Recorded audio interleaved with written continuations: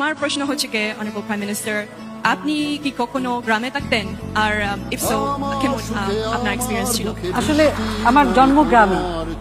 আমাদের গ্রাম টুঙ্গিপাড়া, সেখানে দুটো নদী, মধুমতি নদী এবং বাইগান নদীর কূলে। ঢাকা থেকে যেতে প্রায় 22 থেকে 24 ঘন্টা লাগতো স্টিমারে। সেই সময় যাওয়াটা খুব মজার ছিল। আমার যখন জন্ম হয় গ্রামেই জন্ম হয়, এবং আমি প্রায় 8 বছর বয়স পর্যন্ত গ্রামেই ছিলাম আমার দাদা দাদির সাথে। কারণ আমার বাবা রাজনীতি করতে যেয়ে বারবার জেলে। আপনি যখন ঢাকা ইউনিভার্সিটির ছাত্র হয়ে যখন ভাষা আন্দোলন শুরু করেন, তারপরে জেলে যান, অনেক দিন, প্রায় 2.5 বছর জেলে ছিলেন। কাজে আমরা গ্রামেই ছিলাম। 54 সালে ঢাকায় আসি, কিন্তু ঢাকায় আসলেও প্রত্যেক স্কুলে আমরা তখন আমাদের কিছু ছিল না, রাস্তা ছিল না, ওই পুকুরে পানি বা খালে পানি ব্যবহার করতে হতো। ওটা আমাদের কোনো দুঃখ ছিল না, ওটাই আমাদের মজা ছিল। কাজে গ্রামে সব থেকে ভালো, এখন আমার ভালো লাগে। আর আমি সবসময় মনে করি, আমি তো ঢাকা শহরে আমার কোনো বাড়ি টাড়ি কিছু নাই, আমি করি না, কারণ আমি গ্রামেই থাকি। আর এখন তো পদ্মা সেতু হয়ে গেছে, তাড়াতাড়ি চলে যাবে।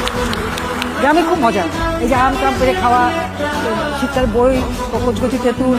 এখন তো অবশ্যই বুড়ো হয়ে সেগুলি খেতে পারি না, কিন্তু একসময় তো ওইগুলি খেতে ছুটতাম।